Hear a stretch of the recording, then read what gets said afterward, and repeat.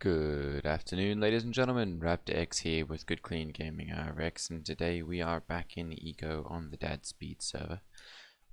Today I want to be going over the legal aspects of the economy, because we've kind of gone over supply and demand, we've gone over price and cost calculation, but a big factor in the economy of Ego is simply, the laws, how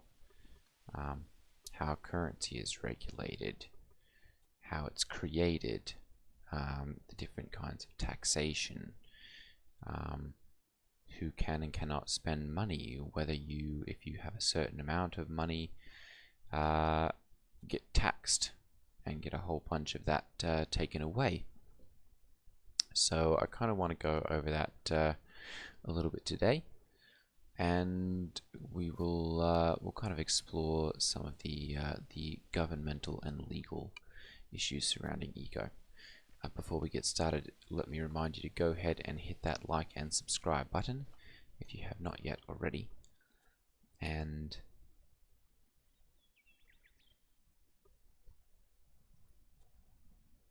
don't forget to share the channel.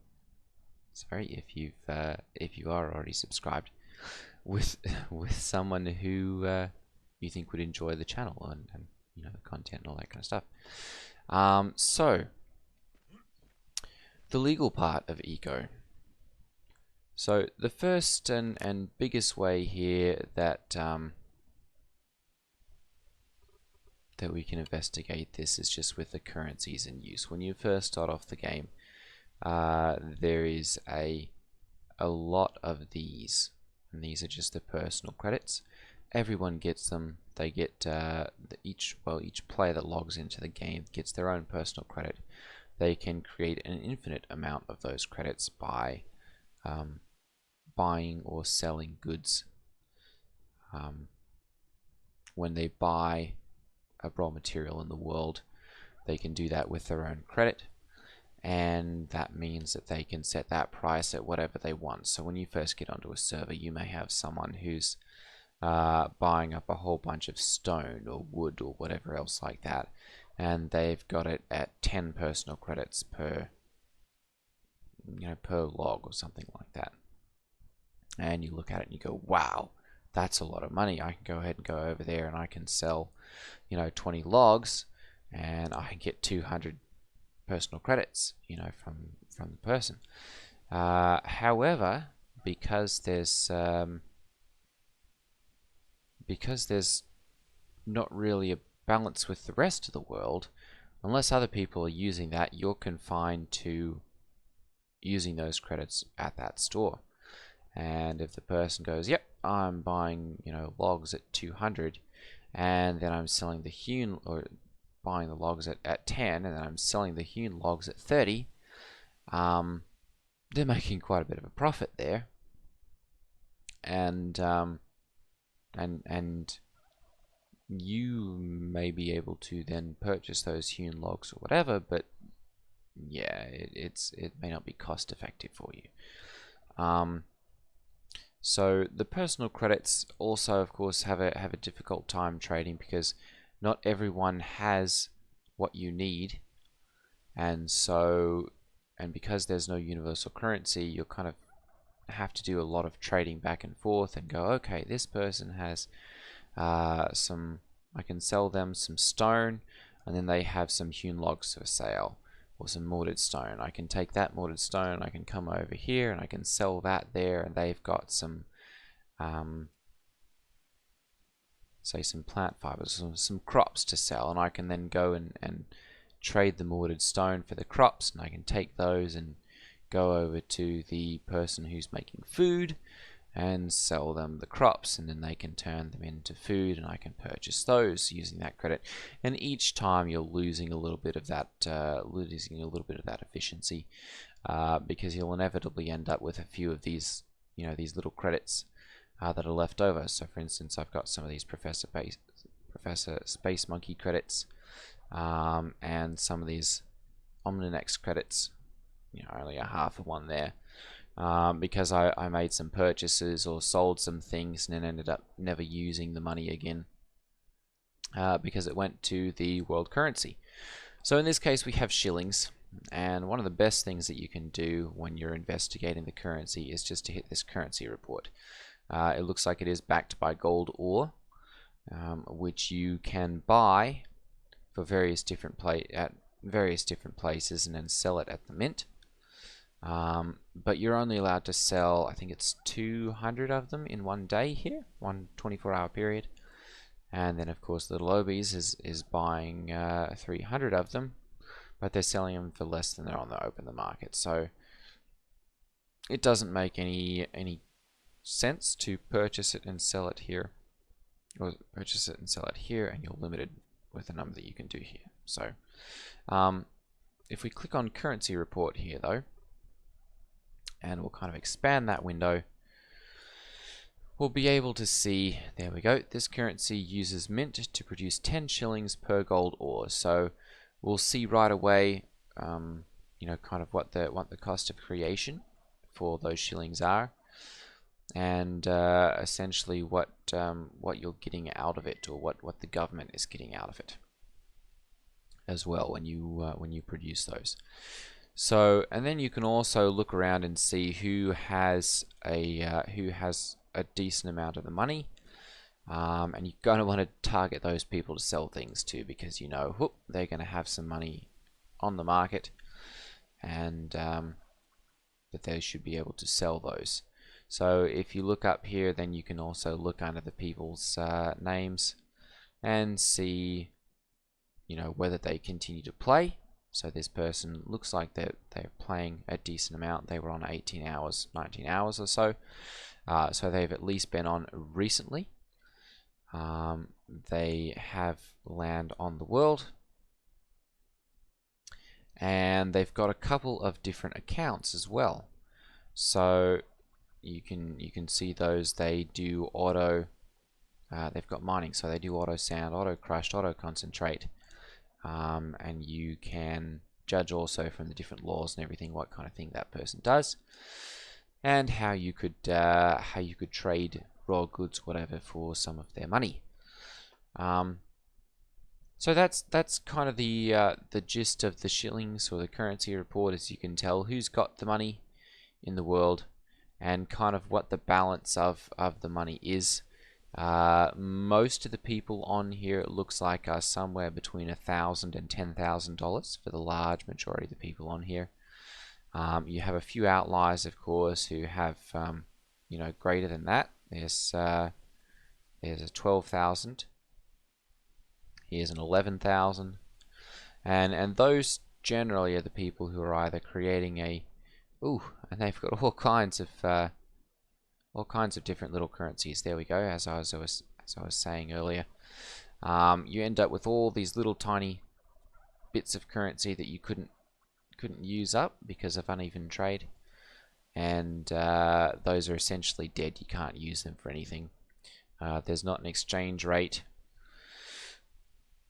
for each currency between that and the shillings currency, because of course, you know, some player could come and dump a whole bunch of their personal currency into it and walk away with thousands and thousands of shillings. So that kind of makes that impossible to do. And generally there's not a currency exchange of any type, and those stores kind of go out of business. But yeah, this is just kind of a good way to check who's got the money, how much money they have, and kind of the proportion of distribution of that. And then you can kind of judge, like I said. There we go. So the treasury's got almost $50,000 in it. 50,000 shillings, sorry. So that's kind of a good way to judge how much money the government is sitting on, and what they have for funding various different things. You can look around as well. I'm sure, there we go. Government waste disposal, they're about out of money. Waste disposal account. Government stores is about out of money. The seed store, rock store, road fund, they've all got a decent amount. Road contracts. Power utilities, all these government ones are a good kind of place to check and see, you know, how much money they have for financing things. There we go. The Dadville one's got 20,000. Um, so those, ooh, there's a black budget, interesting. But you can kind of just tell, kind of the distribution of the money. To general 146. And then by clicking on those, you can see what kind of business they're doing, what kind of currency exchange, where they're buying things, how they're selling things, all that kind of stuff, and kind of track the balance over time. Especially useful if you're looking at your own, or you want to get into. There you go. So there's my Raptor X personal account. You can click on that to view the transactions, and we can kind of see. Whoop, there we go. Ray Thelm's been selling me some coal and some crushed limestone. I've been buying, what do we have here? Some crushed limestone and some iron ore. And I'm seeing a lot of sold and very few bought. So this was 73. What did they buy? That's reinforced concrete. Interesting, 200 of them. And bought them at Raptor X's. There we go, at my auto concrete and mortar.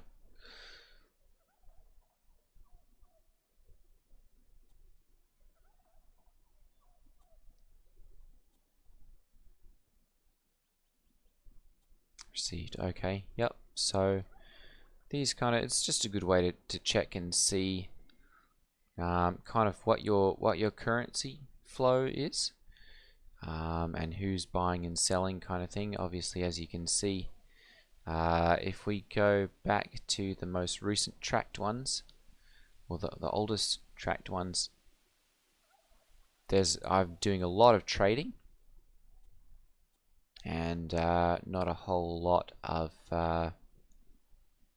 actually purchasing for my own consumption. And I'm also not selling a whole lot to other people. You know, people aren't showing up to my stores and buying things, and that could be for several reasons. Just the fact that we're a little bit of a ways away. It could be price differentials, all different kinds of things. Now, the other thing that you can do from the currency report, I believe, is, or even from the economy view, you can make a transfer, send those off. You can make money or trade money between yourself and another individual, or between your bank account and another, your personal bank account and another bank account that you might have. You can set those up, of course, at a bank, any of those on the world that you have access to. You can check out the rents, and these are different places where you can rent, for instance, let's see here, there we go. So you can rent a house to get your housing value up. In this case, I have a housing value of 2. So if I wish to, I could rent these Panda Houses 3 from Chinixo Pandia for 0.83 shillings per hour. And it looks like there's probably a, there we go, truncated text, 0.83 shillings is the hourly fee, and there's no move-in fee. So I could have my housing skill up there at 7.84 by paying 0.83 shillings per hour. And you can kind of go, if you sort by housing, well, it's supposed to sort by housing value here. That may not be working. You can kind of scroll through here. There we go, Colt to the Dead Cow. But you have to pay 2.5 shillings per hour. So again, not a whole lot. It's essentially just sitting there and making money for the person. There you go. There's 21. So you can kind of scroll through and see, how much. Ooh, there we go. There's a 44 housing value. That is really quite good. And you're paying 5 shillings per hour. So for a 24-hour period, you'd be looking at what, 120 bucks, 120 shillings. Let's see here. What's this say? Bonus is 44.36 when someone is living in it. 120 shillings per day. There we go. And that kind of just lets you know we've got one person living there, of course. There we go, Tongan Terra. And that just kind of lets you know how much you'd be paying to rent something and what your housing bonus would be. And of course, there are other different places where you can rent,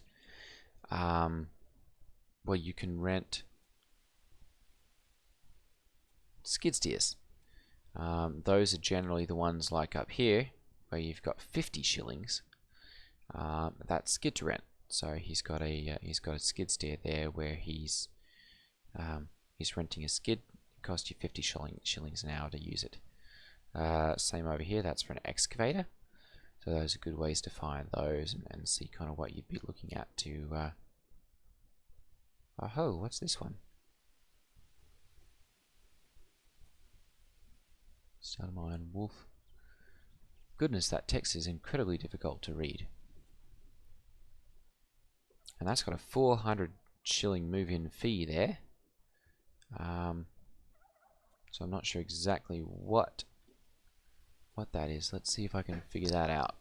Wolfboro rent for all online move-ins. So you can rent a property, it looks like, for 7 shillings an hour. You have a $400 shilling move-in, or 400 shilling fee to actually move into the building. So quite a bit of an amount there. So that kind of goes over rent, goes over currencies. Public crafting stations, of course, are just various different places that you can craft on a public. That, for instance, there's an advanced masonry table out here that you can craft on. There's the distance, the currency, and there's no fee on there. You basically just get into there and start crafting. Of course, if there's something already on there, that's going to be backed up a little bit. So you've got to wait till that clears or something. Contracts. This is where you can find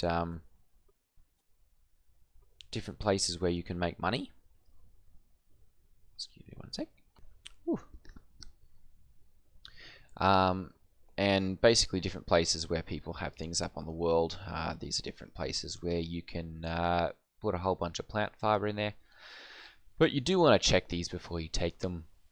A lot of people either don't have access rights or don't have enough money in there to fund the contract that they've got put up, and so it's an invalid contract. And of course you can take a look around and see, for instance, there's a limestone mining one there, getting paid $175. You'll receive property rights on various different people's places there, receive the shillings, and then this one looks like it's been passed, and you're going to put 600 limestone from mined out under there into this deposit there and get 175 shillings, which if you look on the market, that's he's getting quite a deal there, so keep those in mind. There's a repaving project here. There we go. Repave Meridian City 7. Contractor is to use the provided asphalt roads to replace the stone roads around Meridian City. All removed stone roads are to be placed in the stockpiles. Work zone begins at and heads north. Only work in the road construction district. After accepting this contract, you will need the government road contractor title before you can begin work. Notify the Director of Infrastructure. Upon completion, receive 970 shillings and pay 30 shillings in tax, because that's your 3%. Receive object rights on stockpile in one location, and received object rights on stockpile 2 at location. And there you go. So you can make some money repaving some of Meridian City. Same for Jungle Island 6. Various different government contracts up there. Work parties on this one. Ooh, that's strange. Who's got this one set up? Government Officials Contract Board. I was going to say research parties on this one had been outlawed, but apparently the government can do that. And then of course trades is just where you can buy and sell various different things, different ways of sorting that. I guess we've kind of not really dealt with the legal aspect of this. Let's jump into shillings currently, and we can see this is referenced by several different laws. Several different laws. Several of them are under draft and they're invalid, so we're not really interested in those. For instance, here's a Shilling Repatriation Act, and that's going to control getting the shillings back out of accounts from people who are abandoned and not marked as on hiatus. So the Discord channel has, if you're going to be gone for longer than 21 days, you can get on there and say, hey, I'm going to be gone for a month, I am planning to be back. If you can mark my stuff as on hiatus, and that'll basically lock those and invalidate it from this transfer law. But each tick once a day here on the event citizen timer every 1 day for each person who's abandoned and not in hiatus. Try to collect a tax on wealth of the star citizen in shillings from the citizen into the Treasury bank account, and it's going to calculate that. Let's see here. Change owner of all property owned only by citizen to government official. So it's basically going to tax the whole amount. Wealth of citizen is all of their money, and that's going to go into the Treasury, and all of their property is going to be turned over from the citizen to the government official, and then those can be then turned back into something that's usable by the government or by the citizens of the world. There we go. There's a tax act. Encourages the affluent to spend the money, a wealth tax essentially. Every day the person is affluent. So, and then we can look into their wealth of citizen in shillings is greater than 2.5% of the total shillings in circulation. So if they've got this one set to a scale, 2.5% of the shillings in circulation, there are over 1 million shillings in circulation. So if we pull up our calculator here and we do the math there, if we have 1 million shillings and we multiply that by 0.025 to get our 2.5%, if you have more than $25,000 or 25,000 shillings, then they are going to tax that, a wealth tax, and it's going to try and take 3% of those shillings, and it's going to go into the Treasury bank account. So 3% of course of $20,000 or $25,000, let's see here, 25,000 times 0.03, you're going to try and take $750 once a day every time you're over that $25,000 currency, to try and encourage people with a lot of money to get that back into circulation by buying. There are a couple of different definitions here that basically say, you know, when you reach a different amount, affluent of course is going to be that 2.5%. Poverty is 0.5% of the total shillings in circulation, and then there is somewhere around here a middle class. Perhaps there's no references to that one. They've got a couple of different waste disposal, road building, agribusiness regulation. So there we go.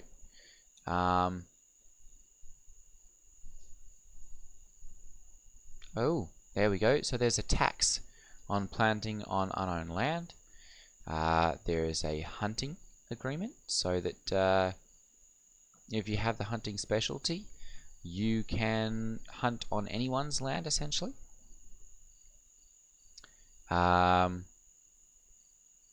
Old growth redwood conservation, so you can't chop down the old growth redwood. Stumping and debris allows the cleaning up of tree stumps and debris on land claimed by others, so that you can go around and chop up any of those things. Or if it's on a national park, you can chop tree stumps and debris, and it doesn't really say anything about making any money from that, but it does allow you to chop those up, and then you can sell the wood pulp that you'll be getting from those. Finish the log. There we go. For the times where a chopped tree falls onto another person's property, this law allows those logs to be finished off despite being on owned land. Adjusted the if felled action to if not felled to bring the law closer to its proposed intent. So on event chopped tree if not felled and not branches targeted and on owned land, or inside action. So you're going to, that'll basically allows you to chop down a tree that's fallen into somebody else's, or chop up a tree that's fallen into somebody else's. And this would be another one there that basically does the same thing. Planting rights, there are a whole bunch of laws that are kind of referenced in each of these, and they kind of tie into money in a certain way, in that when you get currency or have to pay currency, you get taxed. Each of these you're going to pay or receive some money for some of these various different laws. Okay, so that's kind of gone over the legal section, at least on this server. I think in the future I'm going to go over the legal, and I'll have to do that on a personal one, but the legal issue of setting up laws and how they influence shillings, different ways you can set up taxes, all that kind of stuff if you happen to be in government or you're interested in seeing how that works. We'll go over that and basically see setting up laws in regards to money and how one would go about doing that. I think that's kind of going to wrap things up for today. I'll probably do just a little bit of trading or whatnot here, since I've kind of just meandered around talking for most of today. And I got that one done. Well, actually, I'm going to leave these here because I want to see about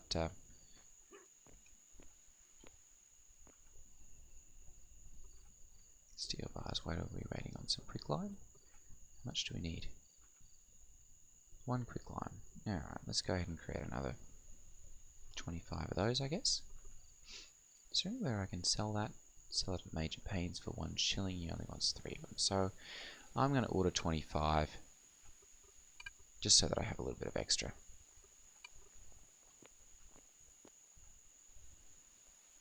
And aha.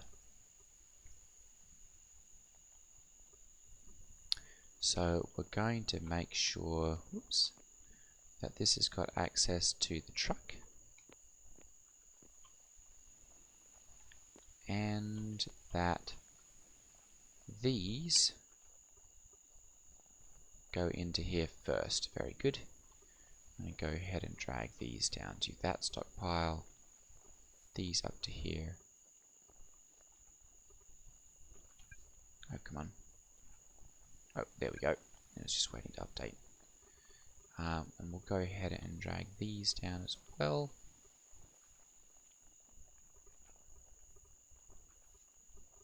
There we go.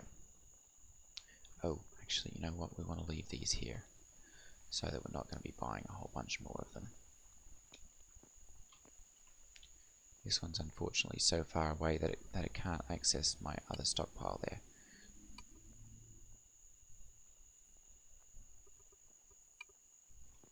There we go. Alright. Let's check and see, is there anywhere where I can actually sell that steel? Lakeview Grain Elevator for 6 barter. Buying steel bars for 6 store credit. Looks like he's probably making ashlar. Are there different places that we can sell this? So 6, 0.15 or 0.2. Nowhere we can sell beans. Couple different places where we can sell it. Sell huckleberries for shillings. Huckleberry seeds. Tomatoes. And tomato seeds. Okay, so various different places where we can add or where we can sell those, but not really anything that makes me want to run over and do that. Ashlar and Beyond, they want 5. Desperate for cash exchange. You've got a decent amount of money there, mate. Lakeview Composites and Ashlar. Desperate for cash. Oh, probably desperate for cash in that someone can sell things there for some money. Ah, quite a bit of those. Interesting. The valet bedroom, 1 wanted. Depack some gears. He's got no money. Yeah, so a lot of these are onesie twosie kind of things, where there's not really enough for me to bother. Let's see here, major pains, 10 there and 5 there at Ashlar and Beyond. So I could make a little bit of money, 50. $75. Not really worth my time to run out there, at least not today. We'll check back tomorrow and see. Alright, ladies and gentlemen, thank you for watching. If you found this video to be instructive, go ahead and drop a like on it. And if you have a moment, leave a comment down below letting me know what I've missed, if anything. And what you'd like to see in the next video. I think I've kind of covered some of the basics of economics, and we kind of get into the nitty-gritty stuff now. So if there's something that you'd like to see in the economics, go ahead and leave a comment down below. Alright everyone, take care, and I will see you in the next video. Ta-ta.